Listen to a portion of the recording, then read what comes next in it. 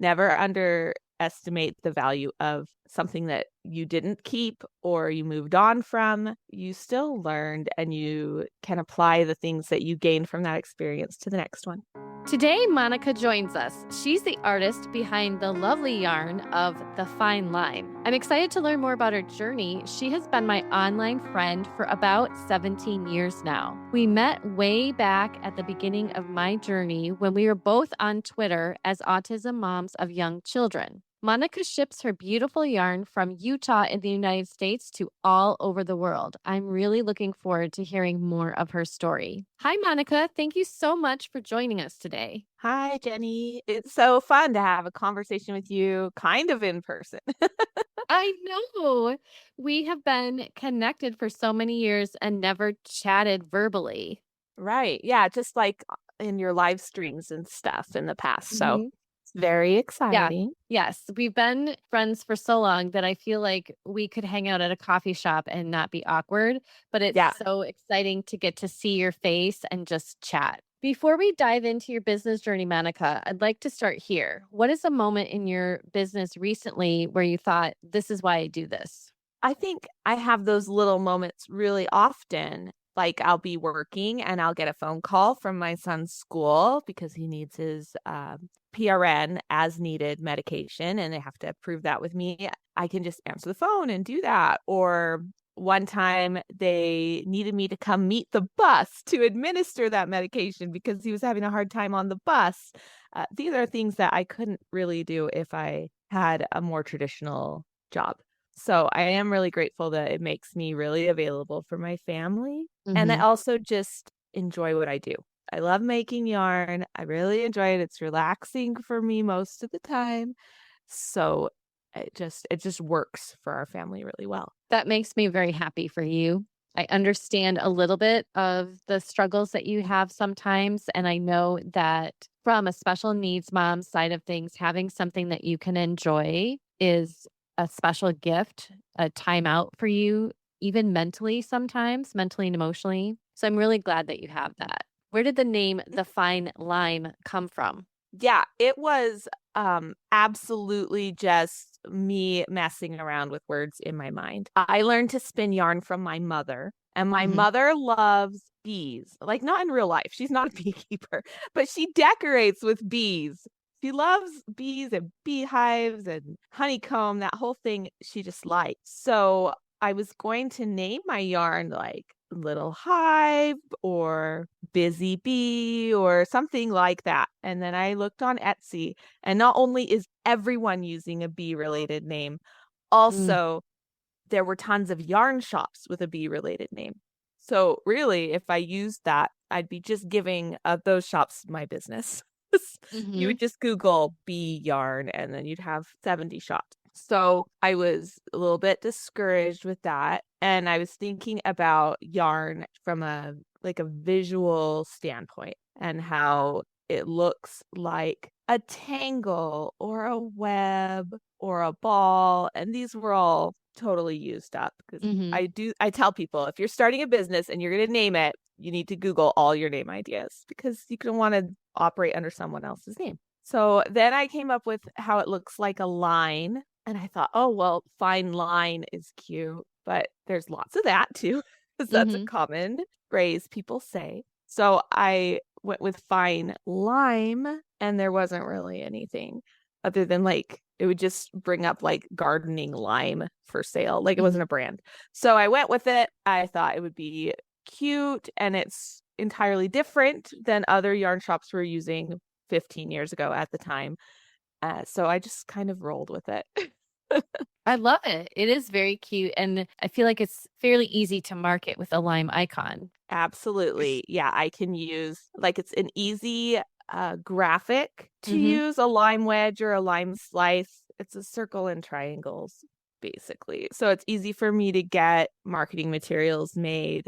Like I use a like a fake plastic lime slice in Hmm. my product photos so that if someone else uses my photos to try to market their own, people in the know will be like, that's not yours, Right. that's Monica's.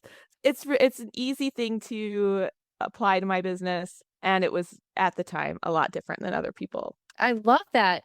That shows your savvy business sense even at the beginning, that you're thinking like a business owner from the very start. Yeah, I had a little advantage there because in a few years prior, I had had a crochet shop and I was making hats and baby things.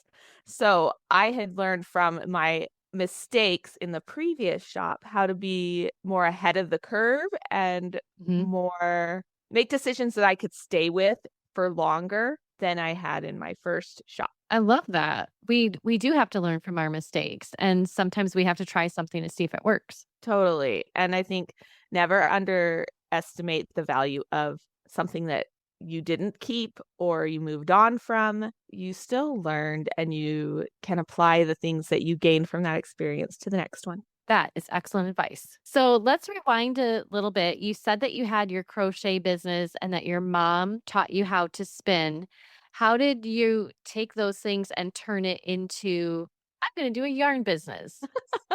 It was kind of by accident. I had upgraded my crocheting from at first you like everyone. I started with Red Heart yarn, the brands that you can just find at Walmart or Mhm. back in the day, Joanne. I was using those, but I tend to be a little bit of an earth conscious person. I do not think I can single-handedly save the planet, but I like to do what I can when I can. Mhm. So I was learning about microplastics and the kind of the negative influence that these kind of fibers have on our environment. I also was getting requests for people to not use it for their baby because there's some Mm. safety concerns with acrylic yarn. It melts. So in like a fire, it would melt to Right. baby skin. So I was getting requests to use cotton and other things. So I was slowly buying more expensive natural fiber yarns. And I started to dabble in buying hand spun yarn to try. And my mother said, "What are you doing? You can make it. Why are you buying it from someone else? You can make it." Ooh. And I was like, "Well, not really. I haven't played with your spinning wheel since I was like 10." And she's like, "But you knew what you were doing. You can learn." So she came to Utah from the Seattle area and brought a spinning wheel. She has two, so she had one for me to use and said, "You do your work. You go around, you find wool." So I found a farmer on like the classified ads to bring me some wool, and she taught me how to put the skills I'd learned as a child of drafting with my hands and making the wheel go with my feet. She taught me how to put those together and I started making yarn. And before I could even start using the yarn, some of my followers on social media were asking to buy it. I don't know if this has been your experience with your businesses, Jenny, but when you have a business online, you get a lot of followers that are your customers or your potential customers, Mhm. but you also get a lot of followers who are your potential competition who Mm. want to see what you're doing, want to see what you're innovating. Maybe they're going to do it too. So a lot of crocheters Interesting. were following me and they were asking, "Can I buy that yarn? Can I have it?" So I realized that I was going to be able to sell the yarn if I wanted. And then my crochet shop had been slowing down in business. It had just become buying crochet stuff had become less popular. And Mhm. I was enjoying spinning the yarn more than I was crocheting. So I just switched. That's great. I have not had that competition experience, I think, because of the businesses that I've had. Oh, okay.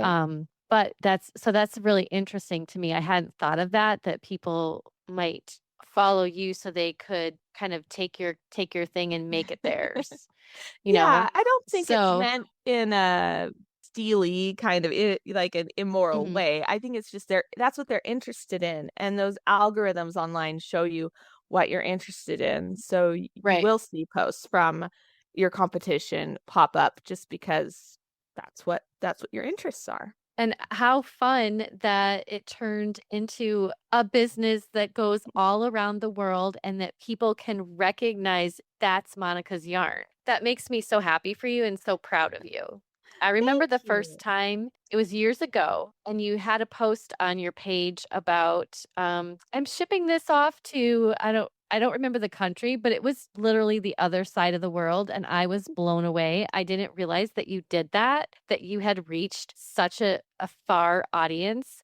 And I just thought that was so fabulous and amazing. And I was so proud of you. So Before we get to global shipping, because I still think that's amazing, can you take me from I'm starting my yarn to now I ship globally and I have customers all over the world? Honestly, I have to give Etsy most of the credit for that. Yeah, by Okay. selling on Etsy, that's where if you want to buy a gift for someone or if you want to buy something that's handmade, that's usually the first place people will shop.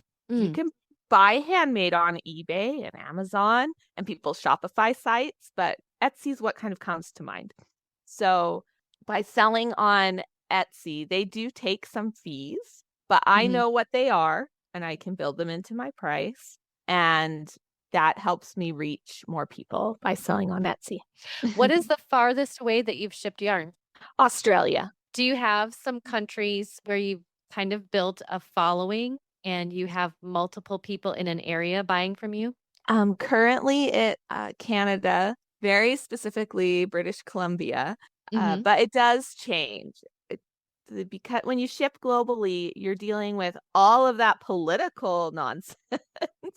There'll Mhm. be tariffs pop up. I was shipping to England all the time, and then um, the English wool growers, which of course is absolutely ancient organization, decided Mhm. to kind of campaign for use our English wool, stop importing from Australia. Mm. And so then tariffs popped up over there, and my English customers have faded away. Because Aw. no one wants to pay $30 for their an extra $30 for their $30 skein of yarn, right? Right. That's fair. So those things do change. I don't take it personally when those kind of big influences happen. It's just part of being the little guy, but Did you have a shipping. big learning curve for your yarn business, or because you were already doing crochet, it wasn't that much? Yes and no. Mhm. My shipping yarn was I was shipping larger packages. A hat is just a little and a skein of yarn is just a little package. But when I started working with people who have businesses that use the yarn, like photography, prop makers, occasionally a yarn shop, I'm just shipping way bigger things. So that was a learning curve. I also really made my business official with the Mhm. yarn business. With the crochet one, I had babies and autistic babies. You know that it's entirely different than a regular baby. Mhm. And I had more time with the fine line to put into the business, all of that. So that was a learning curve to learn how to do. What surprised you most about entrepreneurship? I think the thing that surprised me most was just the constant unpredictability. I tell people all the time that Mm. my yarn business is a blessing. It helps our family. It's a good fit for me, but it's not reliable income. And Mhm. I don't think it would ever be. Customers change, their needs change, the economy changes. Um, and I was surprised by that. I knew people who were living their lives as business owners, and I assumed it was like having any other job, but it's a lot more unpredictable. Mhm. That makes sense. I can see that. I can understand, like, thinking it's a business, it's gonna be constant and steady, and yet life isn't constant and steady either, so it would make No. sense that the business would be not predictable. How do you work through the unpredictability of it to like, do you just plan that you know you're gonna have some months that are smaller, so you'll save a certain amount aside, or it just doesn't matter because you consider extra income? How do you deal with the unpredictability? I am a saver. I Mhm. am the daughter of a penny pinching father and a spending mother. And Mhm. so I even though I enjoy buying my little trinkets and treasures, I am a saver. So I do keep an account with a certain amount of money at all times. When I was starting out, the amount in that account was whatever I would need to keep the business ticking over if I wasn't getting sales. So Yeah. enough money to buy fiber, enough money to buy some dye, enough money to fix my spinning wheel if it broke, things like that in an account so that if things got slow, the business wouldn't shut down immediately. So smart. Just so smart on your part. So, as you've looked back over your journey, what would you say was a pleasant surprise? A pleasant surprise has been the customers I get. It changes over time, and I don't think I predicted that, and I didn't notice it really until very recently. I've been in Hmm. business for almost 15 years, and only recently have I noticed huge shifts in my customers. So at first it was like kind of hobby knitter crocheters, and then I had this huge onslaught of photography prop makers, and they would want custom colors and things. So I did that for years, and I kind of thought that was where my business was going to stabilize. And then like post during COVID and post COVID, people stopped getting photography of their newborns and certainly Hmm. stopped paying like thousands of dollars for photos of their babies. And so those people all have kind of disappeared. And I thought, oh gosh, here goes my business. Now all I have left are my hobby knitters and crocheters. And then so I stuck it out through that for a couple of years. And then I started getting into where my customers were weavers and mixed media artists. So that was Ooh. very cool to have a different customer set come in. They like different things. So I got to make more of some different kinds of yarn that I've been wanting to make. And then just now, one of my photography prop ladies is back and needs like 150 skeins of this very specific kind of yarn. So that was a surprise that my customer base would be kind of shifting around a little bit over the years. Wow, that's intriguing to me. I know that you just mentioned mixed media. So sometimes I've seen pictures of your yarn that are have like I don't know how to describe it, but it's not straight yarn. It has like things sticking out of it. Right. So when you have your mixed media people, do you get to experiment a little bit with different with creating different kinds of yarn? You know, what's funny is that my main mixed media artist customer, she very much likes the traditional yarn. Mm, So that's what she's buying.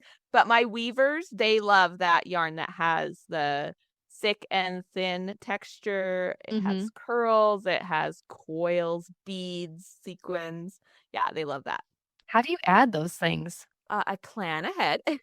Mm-hmm. There are different ways to add them, and I prefer to add them usually during my plying. So when you're spinning yarn, you spin the yarn most of the time, not all of the time, two times. You spin it and then you ply it to make it stronger and balance it out so it doesn't always twist one direction. Mm, mm-hmm. Um, so when I ply, I can string beads or sequins on a thread that I'm plying with, or add texture that way by holding the yarn with different tensions. It can cause the yarn to spiral around each other and, dig into the fatter sections, and that causes some texture too. That's like a whole side topic for me. That's interesting. So, do you ever teach classes on spinning? I have not taught a class. I have been approached, but I don't spin on a spindle, which is like a stick with a ball on the bottom, Mhm. which is the cheapest way to learn to spin. And most spinning classes, that's what you learn with because nobody has like 10 spinning wheels so that your class can borrow them. They're Right. expensive. So I haven't taught like a big class. I've been approached many times, but I haven't done it. Um, I have done individual lessons for a few people. They've generally just like found me on the internet. They're local. They've called and said, please, please, please, can you teach me? So we arrange a time when the kids are at school or something, and they'll come and I'll teach them. So one time a lady was trying to do art yarn and just couldn't figure it out. So she came over with her wheel and we fiddled with it all day and figured it out. Or another time, a woman had bought a spinning wheel in Salt Lake and was driving home to somewhere in southern Utah, like 4 hours away, and had found me online. And she just like stopped by on her way home with the wheel and said, show me what to do because I Oh don't my know. And when goodness. I get where I'm going, Wow. So many fun experiences for you. Has entrepreneurship changed you as a person? absolutely. I think so. Because I was thinking about it the other day, we're going to move in a couple of years back to Washington State, where I'm from.